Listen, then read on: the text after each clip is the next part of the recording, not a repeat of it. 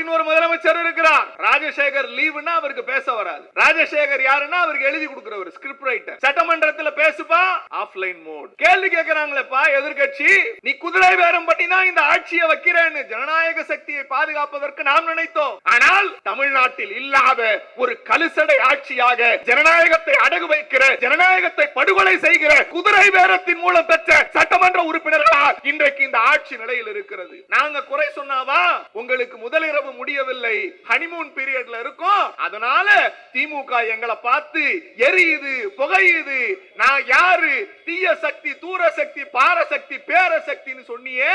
இந்த நாட்டில் ஜனநாயகத்தை படுகொலை செய்கிற ஜனநாயக விரோத சக்தி இந்த நாட்டின் முதலமைச்சரும் இந்த நாட்டின் ஆண்டு கொண்டிருக்கிற ஆளும் கட்சியும் தான். இதை நான் சொல்லல சார், அட்டைப்படம். இதுதான் மெயின் ஆர்டிகல். நீங்கள் செயல்படும் முதல்வராக இருப்பீர்கள் என்றுதான் மக்கள் உங்களை தேர்ந்தெடுத்தார்கள். நீங்கள் பொம்மை முதல்வராக தூங்கிக் கொண்டிருக்கிறீர்கள். உங்கள் ஆட்சியில் சட்ட ஒழுங்கு சந்தை சிரிக்கிறது. ஜோசப் விஜய் அவர்களே, இப்போதாவது விழித்துக் கொள்ளுவீர்களா அப்படின்னு எழுதியிருக்கு. இத திமுக காரர் சொல்லல, இத திமுக காரர் சொல்லல, சொல்லி இருக்கிறது ஜூனியர் விகடன். ஆனால் காவல்துறையில் தவறு செய்பவர்கள் கொஞ்சமும் பயம் இல்லாமல் இப்போது இருக்கிறார்கள். குற்ற சம்பவங்களை காவல்துறையினர் நினைத்தால் தடுக்க முடியும். ஆனால் அதை தடுக்க வேண்டிய முதலமைச்சர் பொறுப்பில் இருக்கிற விஜய் அவர்கள் கடிவாளம் இல்லாமல் அதிகாரிகளை விட்டுவிட்டு உறங்கிக் கொண்டிருக்கிறார். சிங்க பெண்கள் அதிரடிப்படையையும் அதன் போதைப் பொருள் ஒழிப்பு திட்டத்தையும் கையெழுத்து விட்டு அந்த ஈரமை காய்வதற்குள் போய் உறங்கிவிட்ட விஜய் அவர்களே, இந்த நாட்டில் சட்ட ஒழுங்கு சந்தி சிரித்துக் கொண்டிருக்கிறது.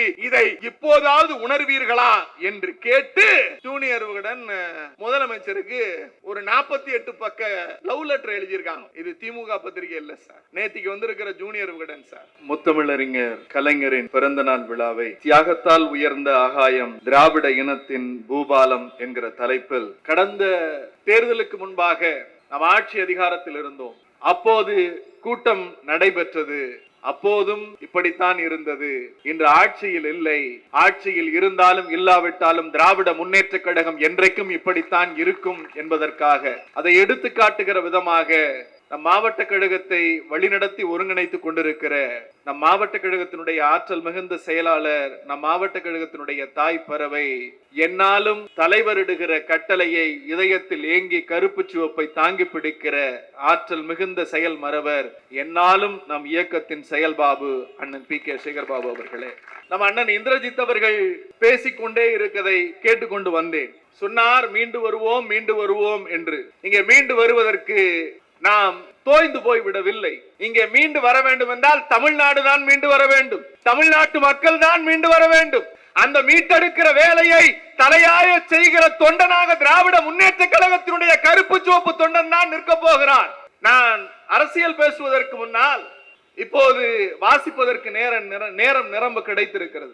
திடீரென்று ஒரு புத்தகத்தை எடுத்து வாசிக்கிற போது ஒரு 2 பக்க கடிதம் என் கண்ணில் பட்டது. அந்த கடிதத்தை நம் இயக்கத்தவர்களுக்காக, மேடையில் இருக்கிறவர்கள், கீழே இருக்கிறவர்கள் எல்லோருடைய மனசாட்சிக்குமாக ஒரு கடிதத்தை வாசிக்க வேண்டும் என்று எத்தனிக்கிறேன். கடிதத்திற்கு பிறகு நல்லா வாயில வரும், அந்த அரசியல் பேசலாம். அன்புள்ள நண்பா, இந்த தேர்தலில் நாம் தோற்று இருக்கிறோம். இந்த தேர்தலில் நாம் தோற்று இருக்கிறோம். எல்லோரும் கேட்கிறார்கள், புரூட்டஸ் நீயுமா என்று. மிகப்பெரிய கட்டாரி கொம்பு முதுகில் குத்தி ரத்தம் வழிந்து கொண்டே நீர்வீழ்ச்சி போல இருக்கிறது. ஜூலியஸ் சீசர் வேதனையோடு கேட்டான், நீயுமா புரூட்டஸ் என்று கேட்டான். அப்படி சிலரை நாம் பார்த்து கேட்க வேண்டி இருக்கிறது. இது கடிதத்தில் இல்லாதது. பின்குறிப்பாக காங்கிரஸ் 1000 ஆண்டு கனவு இன்றைக்கு நிறைவேறி இருக்கிறது என்று தலைமைச் செயலகத்திலே ஒரு பெரியவர் பேசினார். அந்த எக்ஸெட்ரா கமாக்குள்ளார நீங்க போட்டுங்க. அண்ணன் தலையை கொய்து வர சொல்லி, அண்ணன் தலையை கொய்து வருபவருக்கு 1000 பொன்காசு பரிசென்று அறிவித்தான் குமணனின் தம்பி இளம் குமணன். அந்த இளம் குமணனை கூட இன்றைக்கு நல்லவர்களாக்கி விட்டார்கள். அந்த இளம் குமணனை கூட நல்லவர்களாகி விட்டார்கள். நான் ஒரு செய்தி கேட்கிறேன். துரோகத்தால் சிலர் இன்றைக்கு வெற்றி பெற்றிருக்கலாம். அந்த துரோகத்தால் நாம் தோல்வியால் துவண்டு மூளையில் உட்கார்ந்து விட மாட்டோம் என்பதை நானும் அறிவேன், என் இயக்கத்தினரும் அறிவார்கள். காஞ்சி மண்ணில் நம் அண்ணா தோற்று போனார். இன்றைக்கு தளபதி அவர்கள் தோற்றது போல காஞ்சி மண்ணில் அண்ணா தோற்று போனார். முதலமைச்சர் வேட்பாளர் அண்ணாவிடத்திலே கேட்டேன், அண்ணா தோற்று போய்விட்டீர்களே என்று. அண்ணா சொன்னார், நான் தோற்றதாக எண்ணவில்லை, 50 பேர் உருவில் சட்டமன்றத்திற்கு நானே செல்லுவதாக எண்ணுகிறேன் என்றார். இப்படி சொன்னவருக்கு தம்பியா நாம்?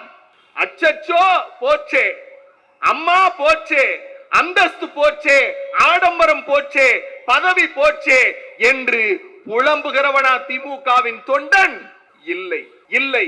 எழுச்சி உள்ளம் படைத்தவன் நீ. உன் தோல்விக்கு கவலைப்படுவதை மறந்து தோல்விக்கான காரணங்களை சிந்தித்துப்பா. அந்த வீதியில் 100 பேர் ஓட்டு போடாமல் போய்விட்டார்கள், இந்த வீதியில் 70 பேரை ஓட்டு போட அழைத்து வராமல் விட்டுவிட்டோம். இவைகளை பேசத்தக்க காரணங்கள் என்றாலும் பேசிக்கொண்டே இருக்கக்கூடிய காரணங்கள் அல்ல, பேசிக்கொண்டே இருக்கக்கூடிய காரணங்கள் அல்ல. துரோகிகள் செய்த சதியால் சில வாக்கு வித்தியாசத்தில் வெற்றி வாய்ப்பை நாம் இழந்திருக்கிறோம். அது உண்மைதான் என்றாலும், ஊரறியும் அந்த காரணத்தை என்றாலும், அந்த துரோகத்தை கடந்து வெற்றி பெற முடியாமல் போனது ஏன் என அமர சிந்தித்துப்பா.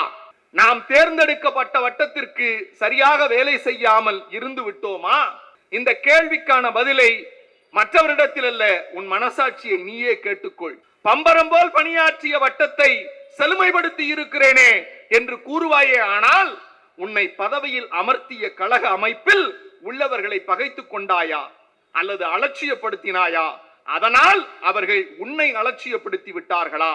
அப்படி அவர்கள் செய்திருந்தால் நீ செய்த குற்றத்திற்கு அவர்கள் கழகத்தை தண்டிக்கும் என்கிற பெரும் பாதகத்தை செய்து விட்டார்கள் என்பதை அவர்கள் மனசாட்சி உணர வேண்டும். அந்த பாதகர்கள் பட்டியலில் இடம்பெறும் என்று அந்த பட்டியல் பெருகிடும் வண்ணம் நீ நடந்து கொண்டாலும் அந்த போக்கு கழகத்தின் வலியை குறைத்திடும் என்பதை நீ இனிமேலாவது உணர வேண்டும். நீயே உன் தோல்விக்கு ஒரு காரணம் ஆகிவிட்டாய் என்பதை கணக்கில் எடுத்து சிந்தித்துப்பார். தோற்று விட்டதால் நீ எதிர்பார்த்த பதவிக்குள்ள தொடர்பு அருந்து விட்டது, அவ்வளவுதான். நாம் தோற்று விட்டோம் என்றால் நாம் எதிர்பார்த்த பதவிக்குள்ள தொடர்பு அருந்து விட்டது, அவ்வளவுதான். பதவி என்றால் பணிபுரிய ஒரு வாய்ப்பு, பதவி என்றால் பணிபுரிய ஒரு வாய்ப்பு. அந்த வாய்ப்பை பதவி இல்லாமலேயே செய்யக்கூடியவன் தான் திமுக கழகத்தின் தொண்டன். நீ தோற்று விட்டாலும், உனக்கு வாக்களிக்காதவர்கள் உன் வட்டத்தில் ஆயிரக்கணக்கில் இருந்தாலும், ஆனால் அந்த ஆயிரக்கணக்கை கடந்து பல்லாயிரக்கணக்கான பேர் உனக்கும் வாக்களித்திருக்கிறார்கள். அவர்களுக்கு பொதுவாக உன் வட்டத்தின் மேன்மைக்காக பணியாற்றுவதே உன் கடமை உணர்ச்சிக்கு தக்க சான்று. சென்ற முறை தோற்றுவிட்ட தோழர்களும் இந்த முறை வெற்றி பெற்றவர்களும் கும்மாளம் போடலாம், கொண்டாட்டம் போடலாம். ஆனால் நான் ஒன்றை சொல்லுகிறேன், நீ சுழன்று சுழன்று பம்பரமாய் சுற்றி கொண்டே இரு. பதவிகள் உன்னை தேடி உன் காலில் விழும். நீ பதவிக்காக கழகத்தில் சேர்ந்தவன் அல்ல. திமுக தொண்டன் என்பவன் பதவிக்காக கழகத்தில் சேர்ந்தவன் அல்ல. சிறை செல்ல தயாரானவன், சித்திரவதையை அனுபவிக்க தயாரானவன், அடக்குமுறையை ஏற்க, அராஜகத்தை ஒடுக்கிட உறுதி கொண்ட உள்ளத்தோடு கொடி தூக்கி உழைக்க புறப்பட்டவனே. நீ பட்ட பாடு கொஞ்சமா? ஏற்ற கொடுமைகள் கொஞ்சமா? இரவில் பகலில் காவல்துறையின் பூட்ஸ் கால்களில் மிதிவட்டி இந்த இயக்கத்தை தாங்கி பிடித்தோமே. உன்னை பார்த்து கேட்கிறார்கள், இந்த தேர்தலிலே நீங்கள் தோற்று விட்டீர்கள் என்று. நாம் தோற்கவில்லை, நாம் தோற்கவில்லை. இப்போதும் சொல்லுகிறேன், நாம் எதிர்பார்த்த சில இடங்கள் கிடைக்கவில்லை, நாம் எதிர்பார்த்த சில இடங்கள் கிடைக்கவில்லை. நீ திடமனதோடு எனக்கு வெற்றி செய்தியை கொடுத்திருப்பாய் என்று நம்புகிறேன். ஆனால் கிடைத்த இடங்களில் எல்லாம் நாம் தான் வெற்றி பெற்றிருக்கிறோம்.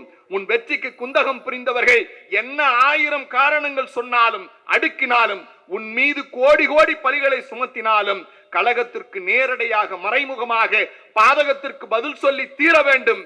நமக்கல்ல, அவர்களின் மனசாட்சிக்கு. கழக கண்மணியே, களையெடுக்கப்பட்ட கழனி கம்பீரமாக நிற்கிறது உழவனை போல். நீ விளைவித்த பயிர் வளர்ந்தோங்கும் காட்சியினை பார்த்து நிற்கிறாய். நீ இறைத்த ரத்தம் வாய்க்கால் வழியோடி இந்த லட்சிய பயிர் பூங்கதிர் விட்டு குலுங்கி நிற்கிறது. பூச்சிகள் விழாமல் மருந்து தெளிப்பதிலிருந்து மாடுகள் மேயாமல் காவல் இருப்பது வரை எல்லாமே உன்னுடைய வேலைதான். அந்த வேலைக்கு அச்சாணி மக்கள் பணி, உன் கழக பணி, ஏழை எளிய நடுத்தர மக்களின் இயக்கம். செட்டிநாட்டு அரசர்கள் பார்த்து மகிழ்வார்கள், ஆனால் அந்த செக்கும் போகும், காங்கிரசும் போகும் என்பது எனக்கும் தெரியும், இன்னும் தெரிய வேண்டியவர்களுக்கும் தெரியும். நான் ஒன்றை சொல்லி நிறைவு செய்கிறேன் இந்த கடிதத்தை. நாம் எவ்வளவு பலவீனமானவர்கள் என்று எல்லோரும் எத்தனித்தாலும் நாம் பலவீனமானவர்கள் அல்ல. தேர்தலில் வெற்றி தோல்வி வரும், மக்கள் பணியை ஏற்றுக்கொண்டவனுக்கு நாற்காலி என்பது ஒரு பொறுப்பு தானே தவிர நாற்காலி மட்டுமே வாழ்க்கை அல்ல. நாம் முயலை போல் கொஞ்சம் தூங்கிவிட்டோம். நல்ல வேளை, ஆமை நம்மை தாண்டுவதற்குள் விழித்துக் கொண்டு விட்டோம். உன் வட்டத்தை பொறுத்தவரை நீ முயலும் ஆமையும் கதை முயலாமை கதையாகவே முடிந்து விட்டது. அதனால் சொல்லுகிறேன், ஆமை முயலாகி விடுமா? ஆகாது, ஆகவே ஆகாது. திமுக கழகத்தின் தொண்டனே, முயலை போல் முன்போல் இரு, சுறுசுறுப்பா இரு, துடிப்போடு பணியாற்று. தொண்டுள்ள முன் சொத்து, பண்புள்ள முன் செல்வம். அதனை மறவாமல் உன் வழக்கமான பணியை அனைவரோடு கூடி ஒற்றுமையோடு செயல்படுத்தி காட்டு. ஒன்றை சொல்லி முடிக்கிறேன், ஆறிலும் சாவு, நூறிலும் சாவு. ஆறிலும் சாவு, நூறிலும் சாவு. ஆனது ஆகட்டுமே, இந்த ஆட்சிதான் போகட்டுமே. மகுடமின்றி வாழ முடியாத மனிதர்களா நாம்? மகுடமின்றி வாழ முடியாத மனிதர்களா நாம்? சிசுவாக பிறக்கும் போதே என்ன சிம்மாசனத்தோடா பிறந்தோம்? சீதை வில்லோடு பிறந்தது போல. கொற்ற கொடையா கொள்கையா? எது வேண்டுமெனில் கொள்கையை விற்று பிழைக்க வேறு நபர் பார் என்போம். ஆட்சி வரும் போகும் நிலை அல்ல, ஆட்சி வரும் போகும் நிலை அல்ல. ஐயா அண்ணா வகுத்து கொடுத்த கொள்கை ஒருபோதும் போகாது. ஆட்சி இருப்பினும் இல்லாதிருப்பினும் தன்மான உயிரென மதிப்போம். தமிழர் இனமானம் என்றும் காப்போம்.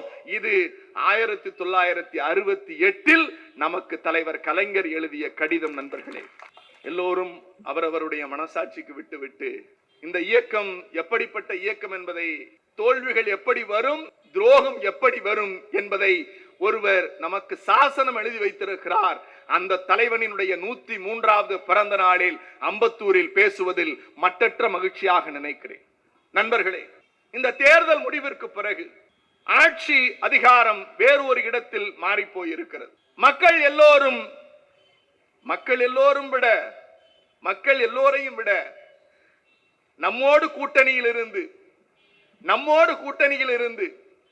நம்மோடு வெற்றி பெற்று நாம் அவர்களுக்கு உழைத்து, அவர்களும் நமக்கு சிறிதளவு உழைத்து கிடைத்த வெற்றியில் ஒரு இயக்கம் எப்படிப்பட்ட தலைவனை உருவாக்கி இருக்கிறது என்றால், பாஜகவின் கவர்னர் ஆட்சி வந்துவிடக் கூடாது, ஆகவே நாம் ஆதரிக்கலாம் என்கிற ஒரு முடிவை கலைஞரின் பிள்ளை கொள்கைக்காக தன்னோடு இருந்தவர்களை அனுப்பி நீங்கள் ஆதரியுங்கள் என்று சொன்ன ஜனநாயக பெரும் சக்தி முத்துவேல் கருணாநிதி ஸ்டாலின்.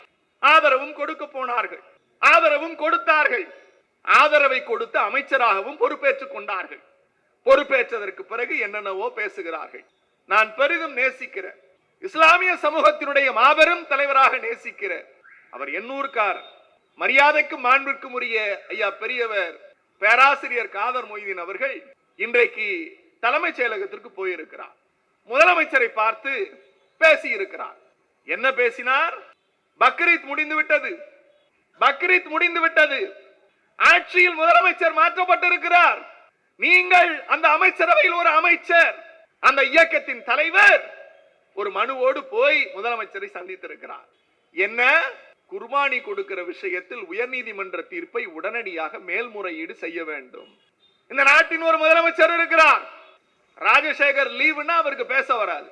ராஜசேகர் யாருன்னா அவருக்கு எழுதி கொடுக்கிற ஒரு ஸ்கிரிப்ட் ரைட்டர். சட்டமன்றத்தில் பேசுப்பா, ஆஃப்லைன் மோட். கேள்வி கேட்கிறாங்களேப்பா எதிர்கட்சி, நீ குதிரை பேரம் பண்ணினா இந்த ஆட்சியை வைக்கிறேன்னு ஜனநாயக சக்தியை பாதுகாப்பதற்கு நாம் நினைத்தோம். ஆனால் தமிழ்நாட்டில் இல்லாத ஒரு கலுசடை ஆட்சியாக ஜனநாயகத்தை அடகு வைக்கிற, ஜனநாயகத்தை படுகொலை செய்கிற குதிரை பேரத்தின் மூலம் பெற்ற சட்டமன்ற உறுப்பினர்களால் இன்றைக்கு இந்த ஆட்சி நிலையில் இருக்கிறது. முதல் தொடக்கமே தமிழ்நாட்டிற்கு அவலம்தான், கேவலம். அது குறித்து எந்த பெரியவரும் வாய் திறக்கவில்லை. மறு கொடுத்திருக்கிறார்கள். எதற்கு? குர்பானி விஷயத்தில் மேல்முறையீட்டிற்கு செல்ல வேண்டும். குர்பானி விஷயத்திற்கு மேல்முறையீட்டிற்கு செல்ல வேண்டும்.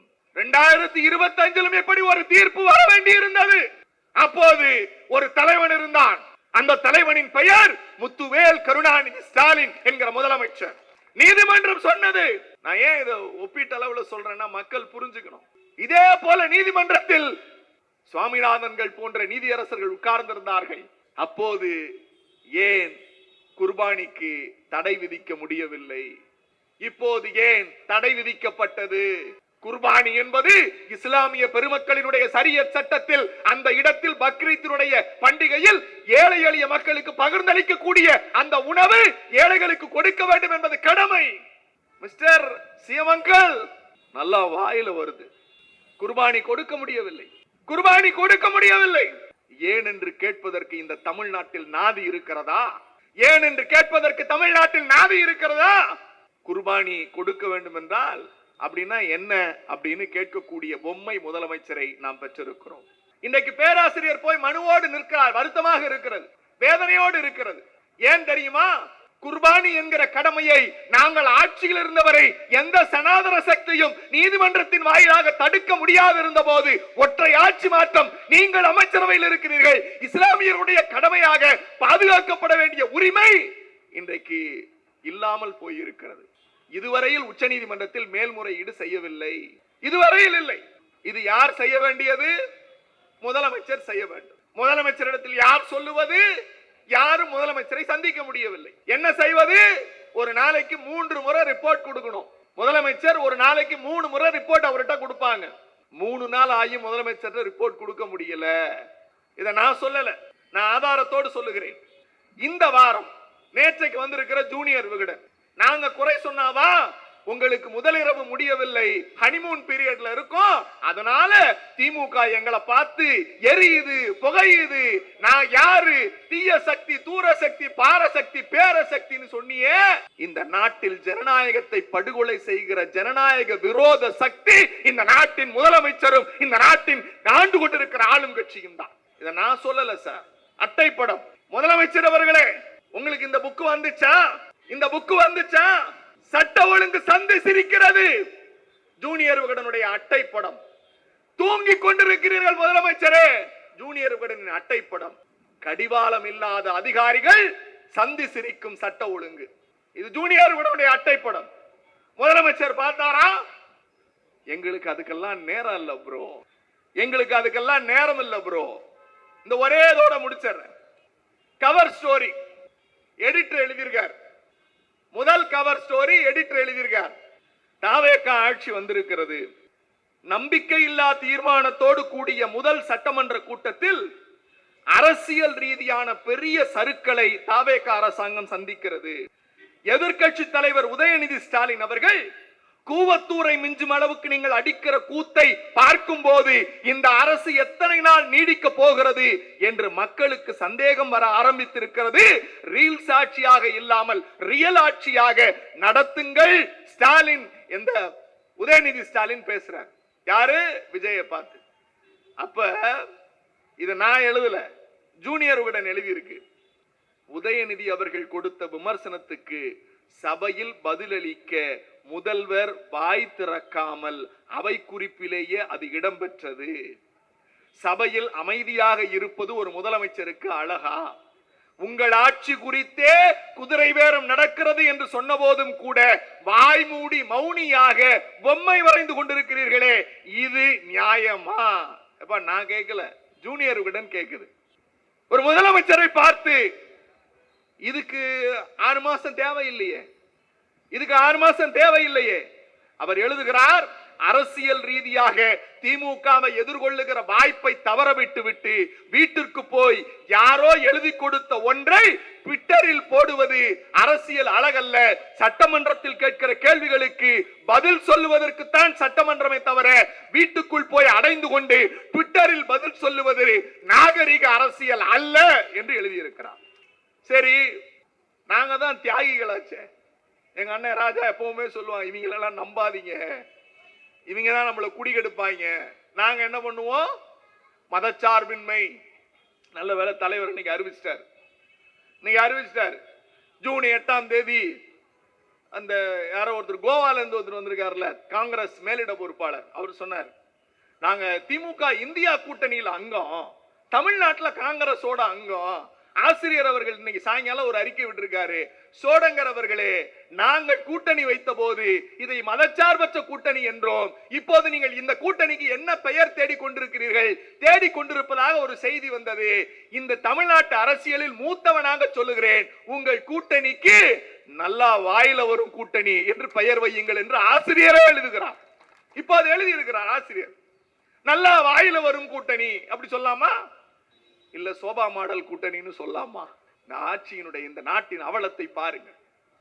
சரிப்பா, ஜூனியர் விகடன் சொல்றாங்க எல்லாத்துக்கும் ரைட்டு, நீ அமைதியாவே இரு, ஆஃப்லைன் மோட்ல இரு. ஆனால் சிபிஎம் உனக்கு ஆதரவு கொடுத்திருக்கிறது, சிபிஎம் உனக்கு ஆதரவு கொடுத்திருக்கிறது. அந்த சிபிஎம் ஆதரவு கொடுத்து சிபிஎம் முன்னாள் முதலமைச்சர் பினராயி விஜயன் வீட்டில் இடி ரைடு நடக்கிற போது வாயை திறக்காம என்னப்பா வாயில கம் வச்சு ஒட்டிக்கிட்டு இருக்க? என்ன ஒட்டிக்கிட்டு இருக்க?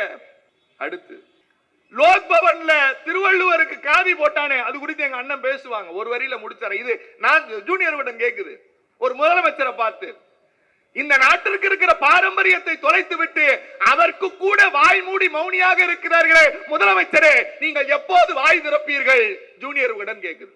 அடுத்து சரிப்பா, சீனியர் அமைச்சர்களோடு யாரோடும் உட்கார்ந்து அரசியல் பேசுவதற்கு ஜோசப் சி விஜய் என்கிற முதலமைச்சருக்கு ஆர்வம் கிடையாது, அமைச்சர்களை சந்திப்பதே கிடையாது. எல்லா தொடர்புகளையும் விஜயின் ஆலோசகர்களான ஜான் ஆரோக்கியசாமியும் விஷ்ணு ரெட்டியும் தான் கையாளுகிறார்கள்.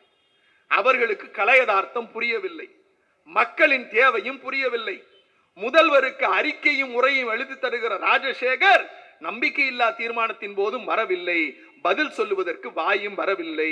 அரசியல் செய்வதற்கு ராஜசேகர் தான் தேவை என்றால் தமிழ்நாட்டு மக்கள் ராஜசேகருக்கு தான் வாக்களித்திருக்க வேண்டும். பொம்மை முதல்வராக செயல்பட்டு வீரவசனத்தை தூர்ந்து போன சக்தி என்று பேசுவதற்கு நீங்கள் இல்லை என்று ஜூனியர் விகடன் எழுதி லட்சணம் காட்டி இருக்கிறது, உங்கள் முதலமைச்சருடைய லட்சணத்தை. சரி, ஒரு ஆர்டிக்கல் எழுதி முடிச்சுட்டான் அப்படின்னு இந்த பக்கத்தை திருப்புனேங்க. திருப்புன உடனே வந்த பதில் என்ன தெரியுமா? சிங்கப்பெண் தொடக்க விழா. இதெல்லாம் இந்த புக்ல ஒரே புக்கு தான், நிறைய இருக்கு, இந்த ஒரே புக்கு தான். சிங்கப்பெண் தொடக்க விழா அப்படின்னா என்ன? பெண்களுக்கு நடக்கிற கொடுமையை தடுப்பதற்கு நாங்கள் ஆட்சிக்கு வந்த அடுத்த நொடி. முத மாதிரி இல்ல பிரசன்னா, இல்லைன்னா எனக்கும் நல்லா வாயில வரும். இதே மாதிரி ஒரு முறை வாயில வந்துதான் 5 வருஷம் வீட்டுல உட்கார்ந்து இருந்தேன். அண்ணன் ராஜா அண்ணன் மேடை நம்ம வில்லிவாக்கம் மீட்டிங்ல தான் எனக்கும் நல்லா வாயில வரும். ஆனா எங்க தலைவர் எங்களை அப்படி வளர்க்கல. எனக்கு 5 வருஷம் தண்டனை கொடுத்தார் ஒரு வார்த்தை பேசுனதுக்கு. அதுதான் அரசியல் நாகரிகம். சிங்கப்பெண் தொடக்க விழா ஏன் ஒத்தி போனது? நாங்க ஆட்சிக்கு வந்து அடுத்த நிமிஷம் தமிழ்நாட்டில் இருக்கிற பெண்கள் பாதுகாக்கப்படும். ஐயா, யாரு ஐயா, நீங்க ஆட்சிக்கு வந்த உடனே போட்ட கையெழுத்து சிங்கப்பெண். ஆட்சி முடிஞ்சு 1 மாசம் ஆக போகுது, ஏன் இன்னும் இந்த திட்டம் தொடங்கலன்னா அங்கதான் அவன் முதல் போட்ட கையெழுத்து என்னன்னா, அவரு ஆட்சிக்கு வந்த உடனே அவரு ஆலோசகரா ஒருத்தரை வச்சாரு தெரியுமா? யாரு? ஜெயலலிதா கூட அப்படி பண்ணலப்பா. பண்டிட் ராவ் ராணேவா, அந்த பேர் என்ன வாயில வர மாட்டேங்குது. ஒரு ஜோசியக்காரர் தமிழ்நாட்டினுடைய தலைமை ஆலோசகரா நியமிச்சார். யாரு? நம்ம பொம்மை முதல்வர், சோஃபா மாடல் முதல்வர், நல்லா வாயில வரும் மாடல் முதல்வர் ஜோசப் விஜய் அவர்கள் ஒரு ஜோசியக்காரர் தலைமையை நியமிச்சார். நம்ம எல்லாரும் கத்தணும். நான் கூட சொன்னேன், எப்பா விடுங்க, அவன் சொல்றபடி நேர நாளம் குறிச்சு பண்ணா தமிழ்நாட்டுக்கு எதுவுமே நல்லது நடக்காது, நாமளே சீக்கிரம் ஆட்சிக்கு வந்துருவோம்னா நம்ம ஆளுங்க உடனே சட்டமன்றத்திலே பேசி இல்ல இப்படி எல்லாம் நியமிக்க கூடாதுன்னு அவன் தப்பு பண்றதுக்கு முன்னாடியே சுதாரிச்சு விட்டாங்க. அவர் உடனே பதவியை எடுத்தார். இப்ப அவர் வீட்டுல உட்கார்ந்து இருக்காரு. சிங்கப்பெண் திட்டம் தொடங்குவதற்கு ஆஸ்தான ஜோதிடர் நேரம் குறித்து கொடுக்காத காரணத்தினால் திட்டம் தொடங்கப்படவில்லை. இது திமுக கார சொல்லல, ஜூனியர் விகடன் சொல்லுது. ஆட்சியில் இருக்கிற யாராவது பதில் சொல்லி இருக்கணும்ல, ஏன் சொல்லல அப்படின்னா அதுக்கு அடுத்த பக்கத்துல இருக்கிறது நீங்க பார்த்தா தெரியும். இது யாரோட வேலை அப்படின்னா, இந்த ஆட்சியை வழிநடத்துகிறவர்கள் யார் அப்படின்னா ரொம்ப ரொம்ப முக்கியமான ஒரு அடுத்த ஆர்டிகல். பவர்ஃபுல் ஹேண்ட்ஸ் யாரு? பொம்மை முதல்வரை இயக்குபவர்கள் யார்? இந்த பையன் தாங்க. இந்த பையனை கேட்காம அக்கா திரிஷா கூட பனையூருக்கு போக முடியாது. ஆமா, இவர் தான் எல்லா அப்பாயின்மெண்ட்டையும் பார்க்கிறவர். அவர் பேர் ஜெகதீஷ், ரூட் மாஃபியாவோட தலைவன். அவரை கேட்காம உள்ள போக முடியாது. இந்த ராஜ்குமாரை கேட்காம எந்த அதிகாரியும் சந்திக்க முடியாது முதலமைச்சரை. இந்த 2 பேர் power centres of the politics. ஒரு ஆட்சியோட லட்சணத்தை ஒரு 15-20 பக்க புத்தகத்துல எவ்வளவு கழுவி ஊத்த முடியுமோ ஒரு பத்திரிகை கழுவி ஊத்தி இருக்கு. இது எங்க பத்திரிகை இல்ல, திமுக காரங்க நடத்துற பத்திரிகை இல்ல. ஜூனியர் விகடன் சொல்லுது, இந்த பவர் பாலிடிக்ஸ்ல முதல்வர் விஜய்க்கு கடந்த 10 ஆண்டுகளுக்கு மேலாக நகமும் சதையுமாக இருந்தவர் தான் ஜெகதீஷ். விஜயுடன் நெருக்கமான, விஜயின் நம்பிக்கைக்குரிய மேனேஜர். அவர் நினைப்பவரைத்தான் விஜய் பார்க்க முடியும், அவர் நினைப்பவரோடு தான் விஜய் பேச முடியும். தாவேக ஆட்சி அமைக்கும் முன்பாக அந்த கட்சியில் ஜெகதீஷின் கை ஓங்கிவிட்டது.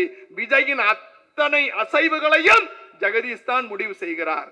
சார் என்ன மூட்ல இருக்காருன்னு கேட்கணும்னா கூட ஜெகதீஷ தான் கேட்கணும்.